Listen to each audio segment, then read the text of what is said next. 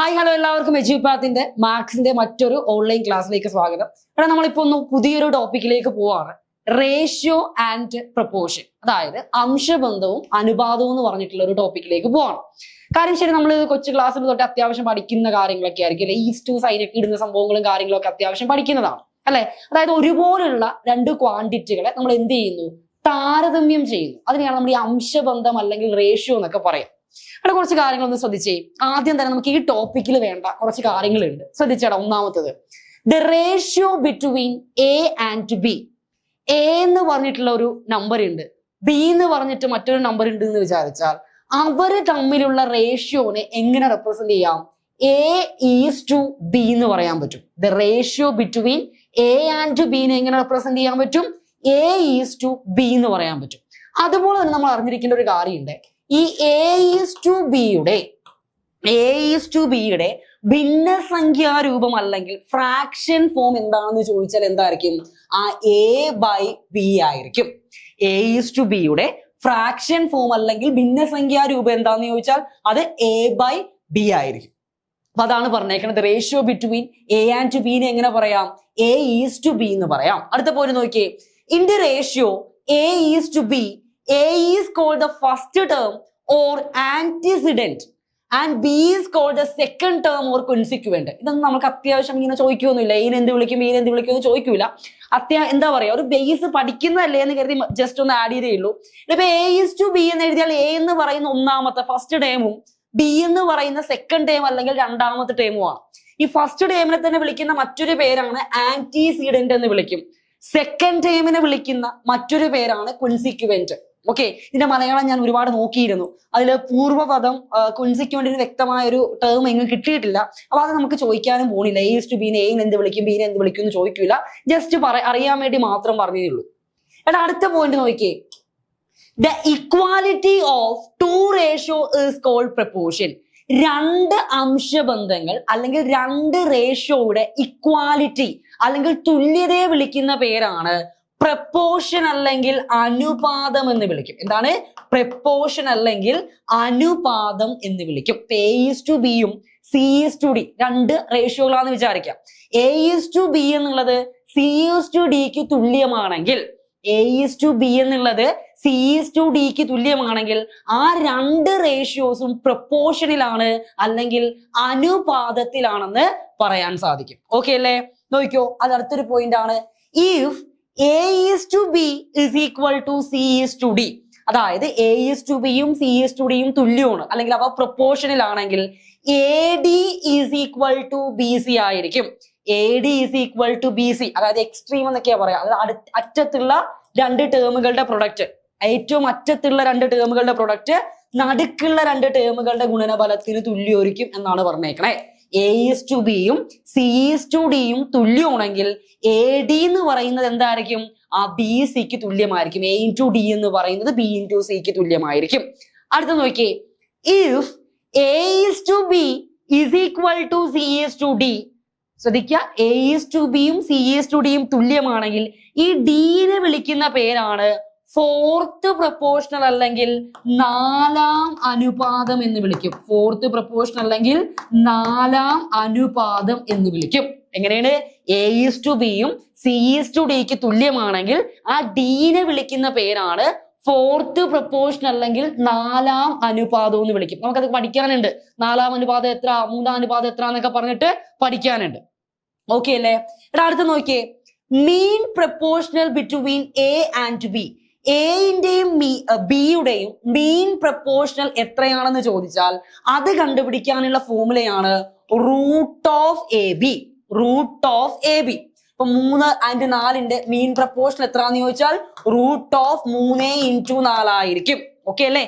Mean proportional between A and B എന്ന് പറയുന്നത് എന്താണ്? റൂട്ട് എ ബി ആയിരിക്കും. അടുത്തത്, duplicate ratio of A and B. ഈ ടോപ്പിക്കിൽ വേണ്ട അത്യാവശ്യം നമുക്ക് വേണ്ട ചില ഇക്വേഷൻസും ബേസിക് ആയിട്ടുള്ള കാര്യങ്ങൾ എല്ലാം കൂടെ ഒറ്റയടിക്ക് പറഞ്ഞതേ ഉള്ളൂ. ഇത് കണ്ടു ബോധം കിടണ്ട. ഇതെല്ലാം കൂടി എങ്ങനെ കുഴപ്പമില്ല, നമുക്ക് ഓരോ ക്വസ്റ്റ്യൻ പറയുമ്പോൾ നമ്മൾ റിപ്പീറ്റ് ചെയ്യും. അപ്പൊ ജസ്റ്റ് ഇപ്പൊ ഒന്ന് ഇൻട്രഡക്ഷൻ വേണ്ടി മാത്രമാണ് അറിഞ്ഞിരിക്കുക. എടാ, എയുടെയും ബിയുടെയും ഡ്യൂപ്ലിക്കേറ്റ് റേഷ്യോ എന്താണെന്ന് ചോദിച്ചാൽ എന്താണത്?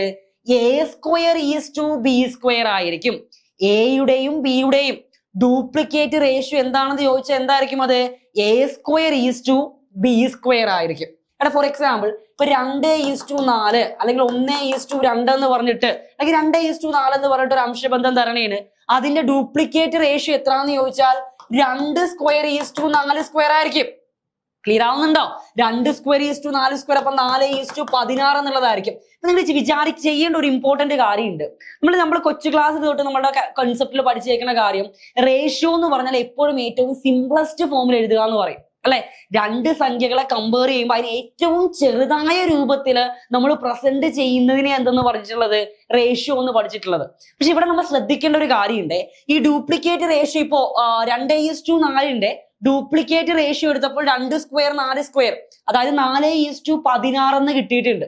ഇതിനെ ഒന്നും നമ്മൾ ചെറുതാക്കി കൊണ്ടുവരാൻ പാടില്ല. ചെറുതാക്കി കൊണ്ടുവന്നാൽ നമ്മുടെ കോൺസെപ്റ്റ് തെറ്റും.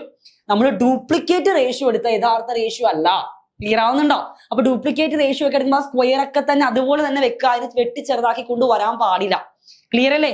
അപ്പൊ ഒരു ഫ്രാക്ഷൻ ഉണ്ട് എന്ന് വിചാരിക്കുക, ഒരു റേഷ്യോ ഉണ്ട് എന്ന് വിചാരിക്കുക A:B. ആ A:B ഡ്യൂപ്ലിക്കേറ്റ് റേഷ്യോ എന്ന് പറഞ്ഞാൽ A²:B² ആയിരിക്കും. അതുപോലെ തന്നെ അടുത്ത പോയിന്റ് ആണ് എടാ A:B സബ് ഡ്യൂപ്ലിക്കേറ്റ് റേഷ്യോ. മലയാളത്തിലും അങ്ങനെ തന്നെയൊക്കെയാ പറയാട്ടോ. A:B സബ് ഡ്യൂപ്ലിക്കേറ്റ് റേഷ്യോ ചോദിച്ചാൽ, ഡ്യൂപ്ലിക്കേറ്റ് റേഷ്യോ ചോദിച്ചാൽ A²:B² ആണെങ്കിൽ സബ് ഡ്യൂപ്ലിക്കേറ്റ് റേഷ്യോ ചോദിച്ചാൽ √A:√B ആയിരിക്കും. എന്താണ്?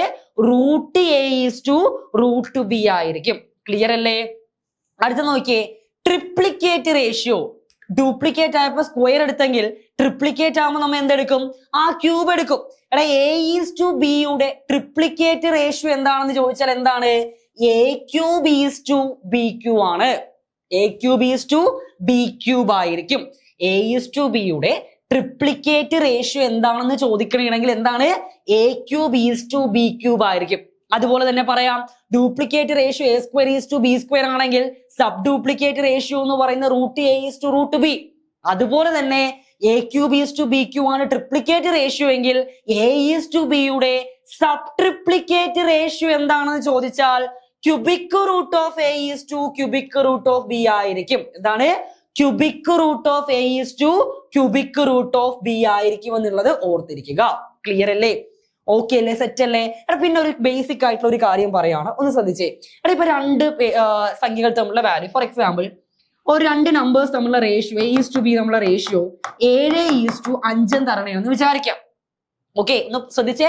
A:B എന്ന് പറഞ്ഞ രണ്ട് സംഖ്യകൾ തമ്മിലുള്ള റേഷ്യോ അല്ലെങ്കിൽ അംശബന്ധം എന്ന് പറയുന്നത് 7:5 ആണെന്ന് തന്നാൽ അതിന്റെ അർത്ഥം എയുടെ വാല്യൂ 7 എന്നോ ബിയുടെ വാല്യൂ 5 എന്നോ അല്ല. അല്ലേ? ഓർക്കേണ്ട ഒരു കാര്യമാണ്. കാരണം നിങ്ങൾ എപ്പോഴും എല്ലാവർക്കും ഉള്ള ഒരു പ്രശ്നമാണ്, എയുടെ വാല്യൂ 7 എന്നും ബിയുടെ വാല്യൂ 5 എന്നൊക്കെ എടുക്കും. എടാ അവിടെ ശ്രദ്ധിക്കേണ്ട ഒരു കാര്യമുണ്ട്. നമ്മുടെ യഥാർത്ഥ വാല്യൂകളെ ഏറ്റവും അധികം ചുരുക്കി ഏറ്റവും ചെറിയ രൂപത്തിലേക്ക് മാറ്റുമ്പോൾ നമ്മൾ റേഷ്യോ എന്ന് പറയാം. ഇവിടെ ഒന്ന് ശ്രദ്ധിച്ചേ. ഇപ്പൊ ഫോർ എക്സാമ്പിൾ ഒരു ചതുരത്തിന്റെ അല്ലെങ്കിൽ ഒരു റെക്ടാങ്കിളിന്റെ ലെങ്ത് എന്ന് പറയുന്നത് 10 സെന്റിമീറ്റർ ആണെന്ന് വിചാരിക്കാം. ഒരു റെക്ടാങ്കിളിന്റെ ലെങ്ത് എന്ന് പറയുന്ന 10 സെന്റിമീറ്ററും അതിന്റെ ബ്രെഡ്ത്ത് എന്ന് പറയുന്നത് 5 സെന്റിമീറ്ററുമാണ്. ഒരു ചതുരത്തിന്റെ നീളം 10 സെന്റിമീറ്ററും വീതി എന്ന് പറയുന്നത് 5 സെന്റിമീറ്റർ ആണെങ്കിൽ നീളം ഈസ് ടു വീതി, ലെങ്ത് ഈസ് ടു ബ്രെഡ്ത്ത് എന്ന് പറയുന്നത് 10:5. അതിനെ ചെറുതാക്കി കഴിഞ്ഞാൽ എങ്ങനെ എഴുതാൻ പറ്റും? 2:1 എന്ന് എഴുതാൻ പറ്റും അല്ലെ? 2:1 എന്ന് എഴുതാൻ പറ്റും. അതിന്റെ അർത്ഥം ഒരു ലെങ്തും ബ്രെഡ്ത്തും, ലെങ്ത് ഈസ് ടു ബ്രെഡ്ത്ത് 2:1 തന്നാൽ ലെങ്ത് 2 സെന്റിമീറ്ററും ബ്രെഡ്ത്ത് 1 സെന്റിമീറ്റർ ആണോ? അല്ല. ലെങ്ത് മേ ബി 10 ആവാം, ബ്രെഡ്ത്ത് മേ ബി 5 ആവാം അല്ലെ? 5 കൊണ്ട് ഗുണിക്കുകയാണെങ്കിൽ 2 5 10, 1 5 5 കിട്ടും. ഇനി 6 കൊണ്ട് ഗുണിക്കുകയാണെങ്കിൽ 12ഉം 6ഉം കിട്ടും. അത് വാല്യൂസിന് മാറ്റം വരാം. ക്ലിയർ ആവുന്നുണ്ടോ? അപ്പൊ എപ്പോഴും ആ ഒരു കോൺസെപ്റ്റ് മൈൻഡിൽ വെച്ചേക്കുക. റേഷ്യോ എന്ന് പറയുന്ന ഒരിക്കലും യഥാർത്ഥ വാല്യൂ അല്ല എന്നൊരു ടേം എന്ത് ചെയ്യുക? മൈൻഡിൽ വെച്ചേക്കുക. ക്ലിയർ അല്ലേ? അപ്പൊ ഇത്രയും കാര്യങ്ങളാണ് നമുക്ക് അത്യാവശ്യം ബേസ് വേണ്ടത്.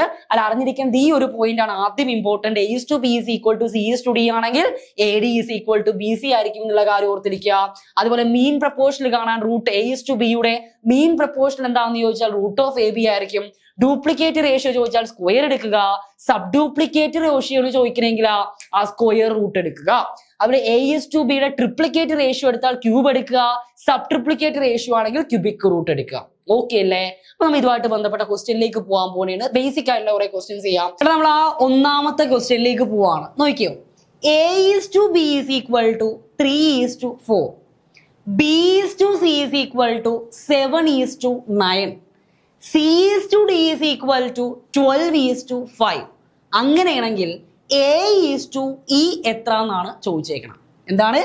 A/Bയുടെ വാല്യൂ 3:4 തന്നിട്ടുണ്ട്, B/Cയുടെ വാല്യൂ 7:9 തന്നിട്ടുണ്ട്, C/D ഞാൻ മേലെ എഴുതിയിട്ടുണ്ട്, ടൈപ്പ് ചെയ്തപ്പോൾ മിസ്റ്റേക്ക് ആണ്. C/Dയുടെ വാല്യൂ 12:5 എന്ന് എഴുതിയിട്ടുണ്ട്. അങ്ങനെയാണെങ്കിൽ A/E എത്ര എന്നുള്ളതാണ് ചോദിച്ചേക്കണം. എടാ ഈ ഒരു ക്വസ്റ്റ്യൻ കാണാൻ വേണ്ടി ഇപ്പൊ ശ്രദ്ധിച്ചേ, ആദ്യം ആ ക്വസ്റ്റ്യൻ നോക്കി. A/B എന്ന് പറയുന്നത് 3:4 ആണ്. അതുപോലെ തന്നെ B/C എന്ന് പറയുന്നത് 7:9 ആണ്. അതുപോലെ C/D എന്ന് പറയുന്നത് എത്രയാണ്? ആ 12:5 ആണ്. അങ്ങനെയാണെങ്കിൽ A/E എത്ര എന്നുള്ളതാണ് ചോദിച്ചേക്കണേ. A/E എത്ര എന്നുള്ളതാണ് ചോദിച്ചേക്കണേ. A/E എത്ര എന്നുള്ളതാണ് ചോദിച്ചേക്കണത്. ഇവിടെ ഇതിന്റെ ഇടക്ക് ഒരു ടേം കൂടെ ഉണ്ട് കേട്ടോ, D/E വാല്യൂ കൂടെ ഉണ്ട്. D/E എന്ന് പറയുന്നത് A/B is equal to 3:4. ക്വസ്റ്റ്യനിലേക്ക് നോക്കണേ, താഴെ എഴുതിയിട്ടുണ്ട്. B/C is equal to 7:9, C/D is equal to 5:7, D/E is equal to 12:5. അങ്ങനെയാണ് ക്വസ്റ്റ്യൻ. A/E എത്ര എന്നുള്ളതാണ് ക്വസ്റ്റ്യൻ. A/E എത്ര എന്നുള്ളതാണ് ക്വസ്റ്റ്യൻ. ഇത് നമ്മൾ ചെയ്യുന്നത് ഏറ്റവും ബേസിക് ആയിട്ടുള്ള നമ്മളൊരു കോൺസെപ്റ്റ് യൂസ് ചെയ്തിട്ടാണ്. ഏതാണ്? നമുക്കറിയാം A/B എന്നുള്ളതിനെ എങ്ങനെ എഴുതാം? ഭിന്നസംഖ്യാ രൂപത്തിൽ എങ്ങനെ എഴുതാം? ആ A/B എന്ന് എഴുതാം അല്ലെ. A/B എന്നുള്ളതിനെ എങ്ങനെ എഴുതാം? A/B എന്ന് എഴുതാം. അങ്ങനെയാണെങ്കിൽ ഇവിടെ A/B എന്നുള്ളത് 3:4 എന്നല്ലേ? ഈ 3:4 എന്നുള്ള സാധനം എങ്ങനെ എഴുതാം? A/B is equal to 3/4 എന്ന് എഴുതാം. A/B is equal to 3/4 എന്ന് എഴുതാം. അതുപോലെ B/C എന്നുള്ളതിനെ എങ്ങനെ എഴുതാം? B/C എന്നുള്ളതിനെ 7/9 എന്ന് എഴുതാം അല്ലെ. 7/9. അതുപോലെ C/Dനെ C/D എന്നുള്ളത് എങ്ങനെ എഴുതാം? C/D is equal to എങ്ങനെ എഴുതാം? ആ C/D 5/7 എന്ന് എഴുതാം. 5/7 എന്ന് എഴുതാം. അതുപോലെ D/E എന്നുള്ളതിനെ 12/5 എന്ന് എഴുതാം. അത്രയും കാര്യം സെറ്റ് ആണോ? അപ്പൊ A/B A/B. അപ്പൊ A/B 3:4 എന്നുള്ളത് 3/4 ആവും. അതുപോലെ B/C 7/9 ആവും. C/D 5/7 ആവും. D/E 12/5 ആവും. ഇനി എന്ത് ചെയ്യണമെന്ന് അറിയോ? വളരെ ഈസിയാണ്. ഇത് ചെയ്യുന്ന ഒറ്റ കാര്യമുള്ളൂ. എടാ ഇവന്മാരെ രണ്ട് പരസ്പരം ഗുണിക്കാം. ഇവന്മാരെ പരസ്പരം ഗുണിക്കുമ്പോ എന്തായിരിക്കും ഒന്ന് പറഞ്ഞേ. A/B into B/C into C/D into D/E. എങ്ങനെയാണ്? A/B into B/C into C/D into D/E. ഈ ബിയും ക്യാൻസൽ ആയി പോവല്ലോ. അതുപോലെ സിയും ക്യാൻസൽ ആയി പോവല്ലോ. ഡിയും ക്യാൻസൽ ആയി പോവല്ലോ. ഫൈനലി എ മേളിലും ഈ താഴെയും കിട്ടും. അതായത് A/E. അതായത് എന്ത് കിട്ടും? A/E എന്താണെന്ന് കിട്ടും. കിട്ടൂലേ? A/E കിട്ടൂലേ? അങ്ങനെയാണെങ്കിൽ അതേ കോൺസെപ്റ്റ് നമുക്ക് ഇവിടെ യൂസ് ചെയ്താൽ, അതേ കോൺസെപ്റ്റ് ഇവിടെയും യൂസ് ചെയ്താൽ എങ്ങനെ എഴുതാൻ നോക്കി? A/Bക്ക് പകരം 3/4 എന്ന് എഴുതാം. ഓക്കെ അല്ലേ? B/Cക്ക് പകരം എന്ത് എഴുതാം? 7/9 എന്നുള്ളത് എഴുതാം. 7/9 into C/Dക്ക് പകരം 5/7 എന്ന് എഴുതാം. C/Dക്ക് പകരം എന്ത് എഴുതാം? 5/7 എന്ന് എഴുതാം. അതുപോലെ D/Eക്ക് പകരം 12/5 എന്നുള്ളത് എഴുതാം. 12/5 എന്നുള്ളത് എഴുതാം. സെറ്റ് അല്ലേ? നോക്കിക്കോളാം. ഈ ഒരു 7ഉം ക്യാൻസൽ ആയി പോയി. ഈ ഒരു 5ഉം ക്യാൻസൽ ആയി പോയി. മേലെ ഒരു 3 ഉണ്ട്, താഴെ ഒരു 9 ഉണ്ട്. ക്യാൻസൽ ചെയ്താൽ താഴെ ഒരു 3 പേര്. അപ്പൊ ഇനി മേലെ ഒരു 12, താഴെ ഒരു 4×3. വേണമെങ്കിൽ എന്ത് ചെയ്യാം? ക്യാൻസൽ ചെയ്യാം. ഇവിടെ വെട്ടിക്കഴിഞ്ഞാൽ 3ഉം 12ഉം കൂടെ വെട്ടിയാൽ മേലേക്ക് ഒരു 4 പേര്. അപ്പൊ 4/4 എന്ന് വരും. 4/4 എന്നുള്ളതിനെ 4:4 അല്ലെങ്കിൽ എങ്ങനെ എഴുതാം? ആ 1:1 എന്ന് എഴുതാൻ പറ്റും. എന്താണ്? 1:1.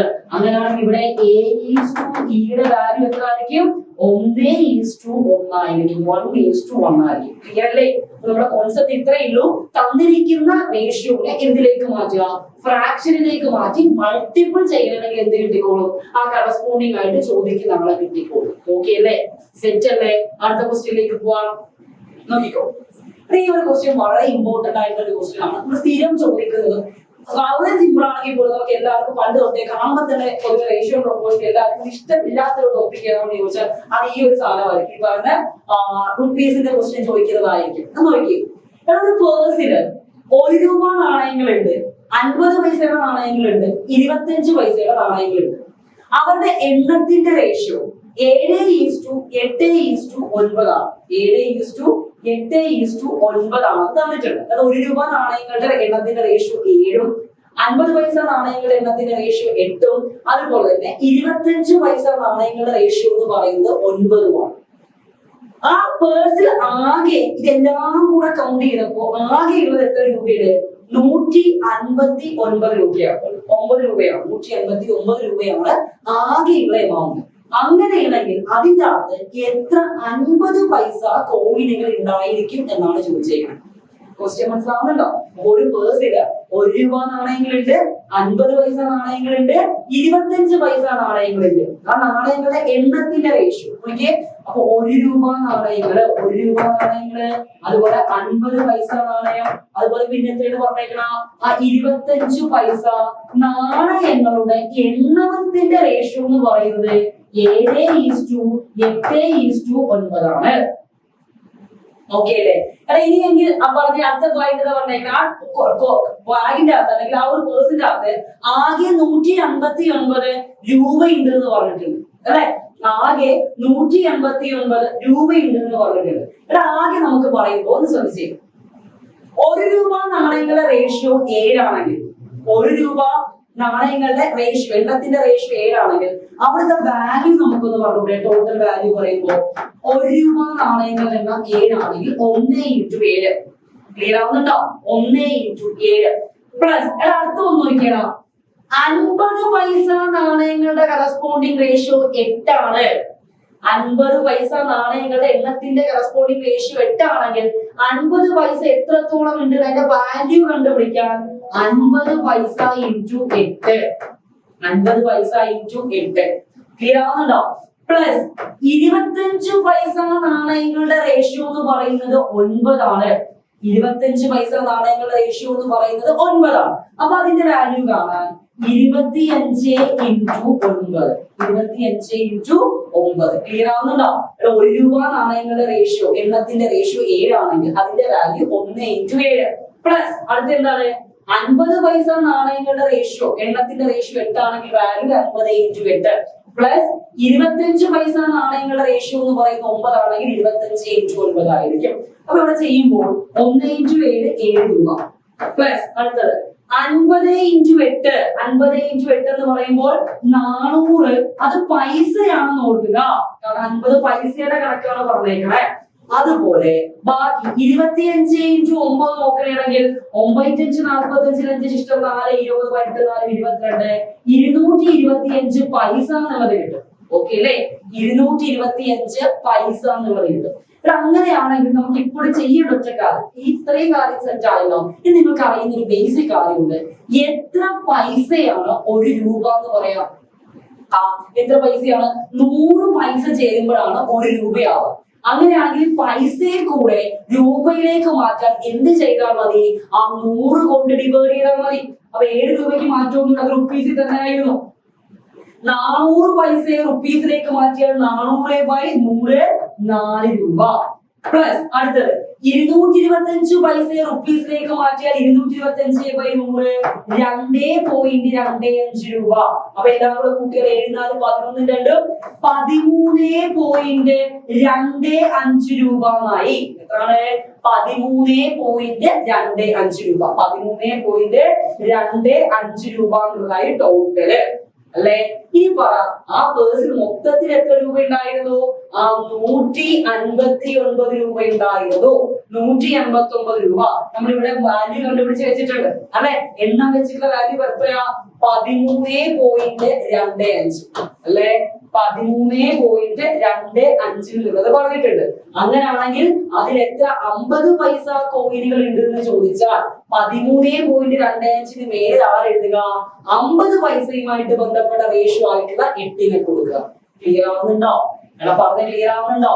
ആ പേഴ്സിൽ മൊത്തത്തിൽ 159 രൂപ ഉണ്ടായിരുന്നു. നമ്മൾ ഈ എണ്ണവും അല്ലെങ്കിൽ ഈ പറഞ്ഞ രൂപയും എണ്ണത്തിന്റെ റേഷ്യോയുമായിട്ടുള്ള വാല്യൂ നീ കണ്ടുപിടിച്ച് വെച്ചേക്കണം. ആ റേഷ്യോയുമായിട്ടുള്ള വാല്യൂ കണ്ടുപിടിച്ചപ്പോൾ 13.25 രൂപ എന്ന രീതിയിൽ കിട്ടിയേക്കണേ അല്ലെ? ടോട്ടൽ ആ പേഴ്സിൽ 189 രൂപ ഉണ്ടായി. അങ്ങനെയാണെങ്കിൽ എത്ര 50 പൈസ നാണയങ്ങൾ ഉണ്ടെന്ന് കാണാൻ 189 ഇൻറ്റു ഇവിടുന്ന് കിട്ടിയ ടോട്ടൽ 13.25 ആണല്ലോ. എണ്ണവുമായിട്ട് മിക്സ് ചെയ്തപ്പോൾ കിട്ടിയ വാല്യൂ. 13.25 മേലെ എത്ര എഴുതുക? 50 പൈസ ആയതുകൊണ്ട് 8 എഴുതുക. ഇനിയിപ്പോ 1 രൂപ നാണയമാണെങ്കിൽ 189 ഇൻറ്റു 7/13.25 എന്ന് പറഞ്ഞേരെ 25 പൈസയാണ് ചോദിക്കണമെങ്കിൽ 189 ഇൻറ്റു 9/13.25 എന്നതാ വന്നേനെ. സെറ്റ് അല്ലേ? ഇതിപ്പോ ചെയ്യണമെങ്കിൽ നോക്കിയോ എത്ര കിട്ടുക? 159 ഇൻറ്റു മേലെ 8 ഉണ്ട്. ഈ 13.25 മാറ്റുവാണെങ്കിൽ 1325/100 എഴുതിക്കൂടെ? ആ 100 കൂടെ മേലെ വന്നാൽ 159 ഇൻറ്റു 8 ഇൻറ്റു 100 ഡിവൈഡഡ് ബൈ 1325 എന്ന് വരും. എത്രയാണ്? 1325. ഇത് നിങ്ങൾ സോൾവ് ചെയ്തെടുക്കണമെങ്കിൽ ആൻസർ ഓൾമോസ്റ്റ് എത്ര കിട്ടും അറിയോ? 96 എന്ന് കിട്ടും കേട്ടോ. 96 എന്ന് കിട്ടും. So correct answer option number A 96 എന്നുള്ളതാണ്. ഇതുമായിട്ട് ബന്ധപ്പെട്ട് കിട്ടുന്ന correct answer option number A 96 ആണ്. ക്ലിയർ അല്ലേ? അപ്പൊ എന്താ ചെയ്യേണ്ടത്? ആദ്യം നമ്മൾ ആ തന്നിരിക്കുന്ന രൂപയുടെ എണ്ണത്തിന്റെ റേഷ്യോ എടുക്കണേ. 1 രൂപ ഈസ്റ്റു 50 പൈസ ഈസ്റ്റു 25 പൈസ എന്ന് പറയുന്നത് 7:8:9. ആ റേഷ്യോ വെച്ചിട്ടുള്ള വാല്യൂ ആണ് ടോട്ടൽ എന്ന് എഴുതിയേക്കുന്നത്. 1 രൂപ 7 ആണ് റേഷ്യോ. സോ കറസ്പോണ്ടിങ് വാല്യൂ 7 രൂപ. 50 പൈസയുടെ റേഷ്യോ എന്ന് പറയുന്നത് 8 ആണ്. സോ 50 ഇൻറ്റു 8 400 പൈസ. അതുപോലെ 25 പൈസയുടെ കറസ്പോണ്ടിങ് റേഷ്യോ 9 ആണ്. സോ 25 ഇൻറ്റു 9 225 പൈസ. സെറ്റ് ആണോ? പിന്നെ നമ്മൾ പൈസകളുടെ കൂടെ എന്തിലേക്ക് മാറ്റി?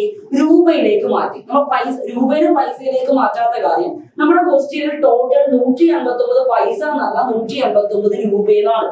അപ്പൊ നമ്മ ഈ പറഞ്ഞ 7 രൂപയെ മാറ്റേണ്ട കാര്യമില്ല. അത് ഓൾറെഡി 7ലാണ് കിടക്കണം. രൂപയിൽ തന്നെയാണ് കിടക്കണം. ഈ 400 പൈസയെ കൂടെ എന്തിലേക്ക് മാറ്റി? രൂപയിലേക്ക് മാറ്റി. നമുക്കറിയാം 100 പൈസ എന്ന് പറയുന്നതാണ് 1 രൂപ. അങ്ങനെയാണെങ്കിൽ 400 പൈസയെ രൂപയിലേക്ക് മാറ്റാൻ 400/100 4 രൂപ എന്ന് കിട്ടി. അതുപോലെ 225 പൈസയെ രൂപയിലേക്ക് മാറ്റാൻ 225/100 2.25 രൂപ. അപ്പൊ അവിടുന്ന് ടോട്ടൽ എത്ര കിട്ടി? 7 4 11 2 13.25 എന്ന് കിട്ടി. സെറ്റ് അല്ലേ? ഇനി ഈ വാല്യൂ വെച്ചിട്ട് വേണം നമ്മൾ എന്ത് കണ്ടുപിടിക്കാൻ? 50 പൈസയുടെ എണ്ണം കണ്ടുപിടിക്കാൻ. ആ പേഴ്സിൽ ആകെ ഉണ്ടായിരുന്ന ടോട്ടൽ എമൗണ്ട് 189 ഇൻറ്റു 50 പൈസയുമായിട്ട് ബന്ധപ്പെട്ട റേഷ്യോ 8 ആണ്. സോ 8 താഴെ എഴുതേണ്ടത് ഈ കിട്ടിയ വാല്യൂ ആയിട്ട് എന്താണ്? 13.25. ക്ലിയർ അല്ലേ? ഇനിയിപ്പോ അവർ ചോദിച്ച 25 പൈസ ആയിരുന്നെങ്കിലോ 189 ഇൻറ്റു 9/13.25 എന്ന് വന്നേനെ. ക്ലിയർ അല്ലേ? വളരെ സിമ്പിൾ ആയിട്ടുള്ള ക്വസ്റ്റ്യൻ ആണ്. നമ്മൾ ഈ കുഴപ്പമെന്ന് വെച്ചാൽ ഇതിനൊരു നോർമൽ മെത്തേഡിൽ എക്സും കാര്യങ്ങളും ഒക്കെ ഇട്ട് കഴിഞ്ഞാൽ അത് അത്യാവശ്യം കുറെ ഉണ്ട്. അപ്പൊ പലരും പഠിക്കുമ്പോൾ ഈ നോർമൽ മെത്തേഡും ഇതും പഠിക്കും. അങ്ങനെയാണ് പലപ്പോഴും ഈ ഒരു ടോപ്പിക്ക് പൊതുവെ റേഷ്യോ പ്രൊപ്പോർഷൻ പറഞ്ഞ എല്ലാവരും ഒരു മെനക്കെട്ട പ്രോബ്ലം എന്ന് പറയുന്ന ഈ സാറ് വിളിക്കും. കാരണം ഇത് സംഭവം സിമ്പിൾ ആണെങ്കിലും നമ്മൾ ഈ 2 മെത്തേഡ് കൂടെ കൂട്ടി കുറച്ച് വരുമ്പോഴാണ് ഇതൊരു പാടായിട്ട് ഫീൽ ചെയ്യാം. ഓക്കെ അല്ലേ? ഇത് എപ്പോഴും ചോദിക്കുന്ന ടൈപ്പ് ഒരു ക്വസ്റ്റൻ ആണ്. പേഴ്സൺ ഇത്ര രൂപയുടെ നാണയം 25 പൈസ ഇത്ര ഉണ്ടെന്നൊക്കെ പറഞ്ഞിട്ട് എപ്പോഴും ചോദിക്കുക. ഇതുപോലെ ബന്ധപ്പെട്ട് ഒരു ക്വസ്റ്റ്യൻ കൂടി ചോദിക്കും. ഒരു ബാഗിൽ 25 പൈസ 10 പൈസ 5 പൈസ എന്നീ നാണയങ്ങൾ 1:2:3 എന്ന അനുപാതത്തിലുണ്ട്. ആ ബാഗിൽ ആകെ 30 രൂപ നോട്ടുകൾ, അല്ലെങ്കിൽ ആകെ 30 രൂപ ഉണ്ടെങ്കിൽ അതിൽ 5 പൈസ നാണയങ്ങളുടെ എണ്ണം എത്ര എന്നാണ് ചോദിച്ചേക്കുന്നത്. 5 പൈസ നാണയങ്ങളുടെ എണ്ണം എത്ര എന്നാണ് ചോദിച്ചേക്കുന്നത്. ഹൗ മെനി 5 പൈസ പൈസ കേട്ടോ. ഹൗ മെനി 5 പൈസ കോയിൻസ് ആണ് എന്നാണ് ചോദിച്ചേക്കുന്നത്. നോക്കൂ. അപ്പൊ ആദ്യം 25 പൈസയുടെ കാര്യങ്ങൾ പറഞ്ഞേക്കണേ. 25 പൈസ ഈസ്റ്റു പിന്നെ എത്രയുടെ ആ 10 പൈസ ഈസ് ടു 5 പൈസ എന്ന് പറയുന്നതിന്റെ റേഷ്യോ എത്രയെന്ന് തന്നേക്കണേ നോക്കിയോ. ആ 1 ഈസ് ടു 2 ഈസ് ടു 3 എന്ന് തന്നേക്കണേ അല്ലെ. 25 പൈസ ഈസ് ടു 10 പൈസ ഈസ് ടു 5 പൈസ എന്ന് പറഞ്ഞ റേഷ്യോ എത്രയാണ്? 1 ഈസ് ടു 2 ഈസ് ടു 3.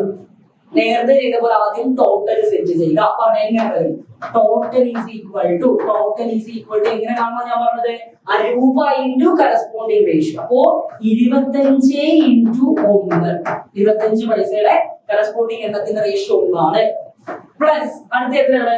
10 പൈസ ഇൻറ്റു 2, 10 ഇൻറ്റു 2 പ്ലസ് 5 പൈസയുടെ എത്ര? 3 ആണ്. So 5 into 3. ഓക്കെ അല്ലേ?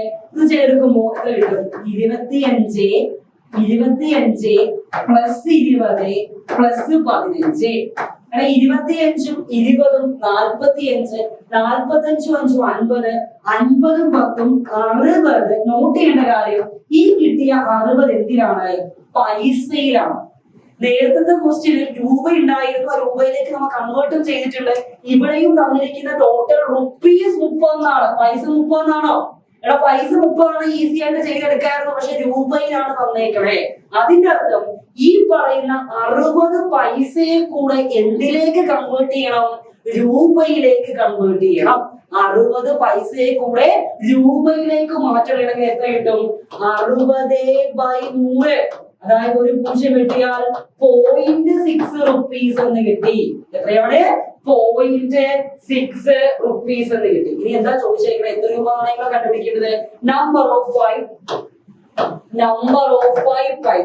പൈസ അല്ലെ? എത്ര ഉണ്ടെന്നാണ് കണ്ടുപിടിക്കേണ്ടത്. അപ്പൊ നോക്കേണ്ട കാര്യം, ടോട്ടൽ ആ ബാഗില് 30 രൂപയുണ്ട്.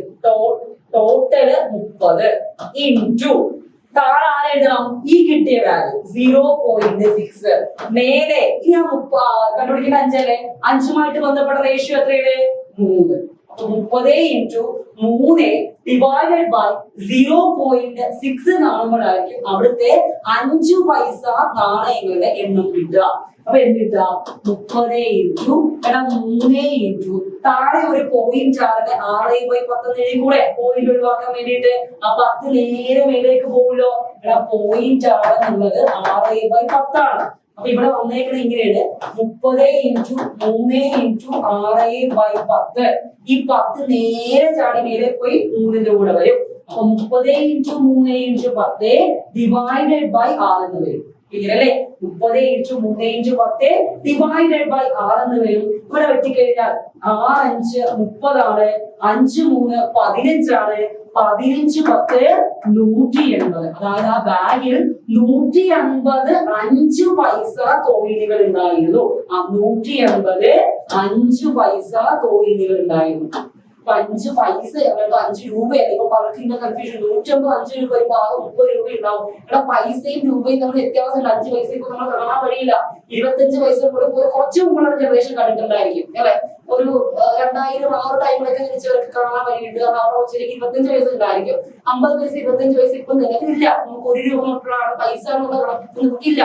25 50 ഇല്ലാത്തത് നിങ്ങൾക്ക് അറിയില്ല. പണ്ട് കാലത്ത് 10 പൈസയും 5 പൈസയൊക്കെ ഉണ്ടായിരുന്നു. ആ ഒരു കണക്കാണ് പറഞ്ഞേക്കുന്നത്. ഓക്കെ അല്ലേ? പൈസ എന്നുള്ളത് ഇപ്പൊ കൺവേർട്ട് ചെയ്ത് രൂപയിലേക്ക് മാറ്റണം എന്നൊരു ബേസിക് ഐഡിയ ഉണ്ടായിരിക്കണം. ക്ലിയർ അല്ലേ? അടുത്തൊരു ക്വസ്റ്റ്യൻ ഇതേ പാറ്റേൺ തന്നെയാണ്. അല്ല പോയിക്കോ.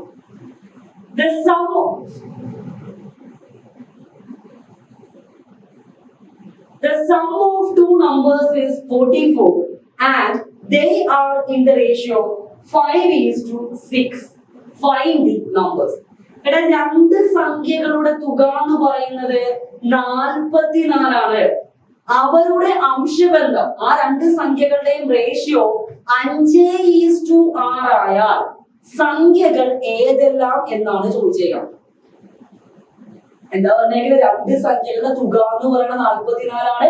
അവയുടെ അംശബന്ധം എന്ന് പറയുന്നത് 5:6 ആണെങ്കിൽ സംഖ്യകൾ ഏതെല്ലാം. ഞാൻ എപ്പോഴും നിങ്ങളോട് പറയുന്ന ഒരു കാര്യമാണ്. 5:6 എന്ന് തന്നാൽ ഒന്നാമത്തെ സംഖ്യ 5 എന്നും രണ്ടാമത്തെ സംഖ്യ 6 എന്നും അല്ല അർത്ഥം. ഓക്കെ അല്ലേ? അത് മൈൻഡിൽ വെക്കുക. കാരണം 2 സംഖ്യകളുടെ ഏറ്റവും സിംപ്ലസ്റ്റ് ഫോം ആണ് ഈ പറയുന്ന റേഷ്യോ രൂപത്തിൽ നമ്മൾ എഴുതുക. ഇത് നിങ്ങൾ മൈൻഡിൽ വെക്കേണ്ട ഒരു കാര്യമുണ്ട്. റേഷ്യോ തന്നിട്ട് അല്ലെങ്കിൽ അംശബന്ധം തന്നിട്ട് യഥാർത്ഥ സംഖ്യയിലേക്ക് പോവാൻ പറഞ്ഞാൽ, അല്ലെങ്കിൽ അംശബന്ധത്തെ മാറ്റി സംഖ്യയിലേക്ക് മാറ്റാൻ പറഞ്ഞാൽ, ഈ റേഷ്യോയിലെ ഓരോ ടേമിനെയും, എത്ര ടേം വേണമെങ്കിൽ ഉണ്ടായിക്കോട്ടെ, ആ റേഷ്യോയിലെ ഓരോ ടേമിനെയും ഒരേ സംഖ്യ കൊണ്ട് തന്നെ വേണം ഗുണിക്കാൻ. മനസ്സിലാവുന്നുണ്ടോ? ഇപ്പൊ A:B എന്ന് പറഞ്ഞ റേഷ്യോ ഉണ്ട്. അവിടുന്ന് നമ്പർ പറയാൻ പറഞ്ഞാൽ ഈ പറയുന്ന എയിലെയും ഒരു സംഖ്യ കൊണ്ട് ഗുണിക്കും. എക്സ് കൊണ്ട് ഗുണിച്ചു എന്ന് വിചാരിച്ചോ. എയിനെ എക്സ് കൊണ്ട് ഗുണിച്ചെങ്കിൽ ബിനെയും അതേ എക്സ് കൊണ്ട് ഗുണിക്കണം. ബിനെയും അതേ എക്സ് കൊണ്ട് ഗുണിക്കണം. അതേ ഒരു കോൺസെപ്റ്റ് നമ്മൾ ഇവിടെ എല്ലായിടത്തും വെക്കണം. ഇവിടെ എത്ര കൊണ്ട് ഗുണിക്കണം എന്ന് വ്യക്തമായിട്ട് നമുക്ക് അറിയില്ല. 5:6 ആണ്. അപ്പൊ സപ്പോസ് നമ്മൾ ഇങ്ങനെ വിചാരിക്കുകയാണ്, ഒന്നാമത്തെ നമ്പർ എന്ന് പറയുന്നത് 5 ഇൻറ്റു ഏതോ ഒരു സംഖ്യ. ഇപ്പൊ ഞാൻ രണ്ടെടുത്ത് കൊണ്ട് വിചാരിക്കാം. 5നെ 2 കൊണ്ട് ഗുണിച്ചു, 6നെ 2 കൊണ്ട് ഗുണിച്ചു. വേറെ ആൾക്ക് വേണമെങ്കിൽ 10 കൊണ്ട് ഗുണിക്കാം, വേറെ ആൾക്ക് 20 കൊണ്ട് ഗുണിക്കാം, വേറെ ആൾക്ക് 100 കൊണ്ട് ഗുണിക്കാം. അപ്പൊ എത്ര സംഖ്യ വേണമെങ്കിൽ എടുക്കാൻ പറ്റും. അപ്പൊ കോമൺ ആയിട്ട് നമുക്ക് സംഖ്യകളൊന്നും പ്രത്യേകിച്ച് അങ്ങനെ എടുക്കാൻ പറ്റാത്തതുകൊണ്ട് നമ്മൾ എക്സ് ഇട്ട് ഗുണിച്ചു എന്ന് വിചാരിക്കുക. അപ്പൊ ഒന്നാമത്തെ സംഖ്യ 5 ഇൻറ്റു എക്സ് 5x ആയിരിക്കും. ഒന്നാമത്തെ സംഖ്യ എത്രയാണ്? 5 ഇൻറ്റു എക്സ് എന്ന് പറയുന്നത് 5x ആയിരിക്കും. അതുപോലെ രണ്ടാമത്തെ സംഖ്യ എന്ന്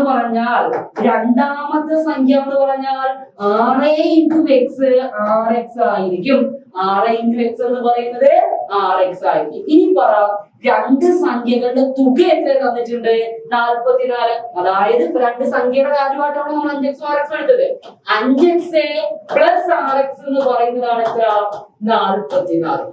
അതായത് 11x എന്ന് പറയുന്നതിന് 44. അങ്ങനെയാണെങ്കിൽ x എന്ന് പറയുന്നത് എത്രയായിരിക്കും? 44/11 4 ആയിരിക്കും. ഇത്രയും പോയിന്റ് സെറ്റ് ആവും. അതായത് ഈ പറയുന്ന സംഖ്യയിൽ നിന്ന് അല്ലെങ്കിൽ ആ റേഷ്യോയിൽ നിന്ന് സംഖ്യയിലേക്ക് എത്താൻ ഏത് നമ്പർ കൊണ്ട് നമ്മൾ എക്സ് കൊണ്ട് ഗുണിച്ചു എന്ന് പറഞ്ഞില്ലേ, ആ എക്സിന്റെ സ്ഥാനത്ത് ആർക്കേ വരാൻ പറ്റുള്ളൂ? 4 വരാൻ പറ്റുള്ളൂ എന്ന് വേണ്ട. അങ്ങനെയാണെങ്കിൽ സംഖ്യകൾ പറഞ്ഞൂടെ? അങ്ങനെയാണെങ്കിൽ സംഖ്യകൾ ഏതൊക്കെയായിരിക്കും? ഒന്നാമത്തെ സംഖ്യ നമ്മൾ വിളിച്ചത് 5x. അപ്പൊ 5 ഇൻറ്റു 4 20. രണ്ടാമത്തെ സംഖ്യ എന്ന് പറയുന്ന 6x ആയിരിക്കും. അതായത് 6 ഇൻറ്റു 4 24 എന്നുള്ളതായിരിക്കും. 6 ഇൻറ്റു 4 24 എന്നുള്ളതായിരിക്കും. So correct answer option number A 20ഉം 24ഉം എന്നുള്ളതാണ് correct answer. Option number A 20, 24 എന്നുള്ളതാണ് കറക്റ്റ് ആൻസർ ആയിട്ട് വരിക. ക്ലിയർ അല്ലേ? ഓക്കെ അല്ലേ? അപ്പൊ ബാക്കി ക്വസ്റ്റ്യൻസ് നമുക്ക് വേറൊരു ടോപ്പിക്